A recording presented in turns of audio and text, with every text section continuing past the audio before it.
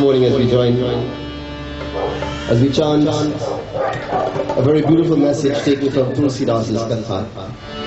We begin as we mix and we blend the message of Christmas into the teachings as documented by Tulsi Das Maharaj. I ask you to please join us and chant another very beautiful hymn, a song that the first time I heard this song that was sung from the heart, it brought tears to my eyes. It says, what amazing grace, how sweet that sound. And that sound really emanated from Om. No matter how much sins that I think that I have in my life, how forgiving is my Lord. And today, as we celebrate Christmas in our temple, as we celebrate the message of forgiveness, we join in chanting this very most beautiful, beautiful hymn. Amazing grace, how sweet the sound that saved a soul like me. I once was lost, but now I'm found. Was blind, but now I see. It was grace that taught my heart to bear, and grace my fears relieve. How precious is that grace appeared, the hour I first beat. Through many dangers, toils and snares, I have already come. This grace has brought me safe thus far, and grace will lead me home. The Lord has promised good to me. His word my hope secures. He will my shield and portion be, as long as life endures. Come on, sing with me the first line.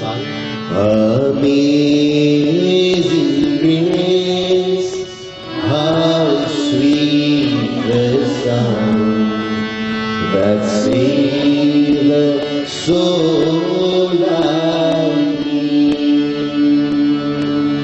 प्रेम से बोलो श्याम रामचंद्र की जय. Many times in our life, we hear people saying that I have a right to be annoyed. I have a right to be angered. I have a right to feel pain. I have a right to feel hurt in my life. And you know what? There's a beautiful saying by the gentleman who invented the Ford motor car. And he said it this way. He says, if you think you are right, if you think that you can, he says rather, you are right. If you think that you can do something in your life, you are right. And Henry Ford says, if you think that you cannot, he says, you are also very right. If you think you can, you are right. If you think you cannot, you are also very right. So when we think that I have a right to be angry or have pain and hurt and sadness within my life, it is that which you are creating a right as an entitlement to enjoy such emotions. How many times have a friend betrayed us? How many times have a husband or a wife disappointed us? How many times have we experienced pain by people we love? How many times there was disappointment by those who we considered near and dear to us? How many times when we reflect in our lives, we think that I had a right And I still do have a right to entertain some of these thoughts and resentments to and about or towards other people. You know, we have a very popular saying that we may have a right to be angry, but it does not give us the right to hurt another person. I may have all the rights to feel the way I am about someone or something or a situation that has occurred that affects me, but it does not give me the right to entertain negative thoughts, and so much so to transpose hurt to another person. Christmas is about giving and giving generously and invoking happiness in another person's life. And as we said last week, when you give a gift to someone else, half of that benefit is in knowing that I have the ability to give, and I give. But the more important part of giving that gift on Christmas Day, or any day as a matter of fact, it is the anticipation of bringing joy, happiness, smiles, invoking hope in the life of another person. And we all know the concept of it is not the gift, but it is the intent, the motive in which we give. It is not just the value of the gift. As a matter of fact, the dollar value of the gift, it is irrelevant. It is that quality that you wish to invoke in another person's life. So today I ask you to recall, if there is any individual, if there is any person, any situation within your life at this current moment that you are entertaining any negative thoughts or negative emotions towards, I remind you this morning that we do not have a right, we do not have a right or an entitlement to carry resentment. My Guruji, Dr. Wayne Dyer, said it this way: there is no justified resentment. No matter how much we think that we are right to feel a particular way about someone, there is no justified resentment. Absolutely not.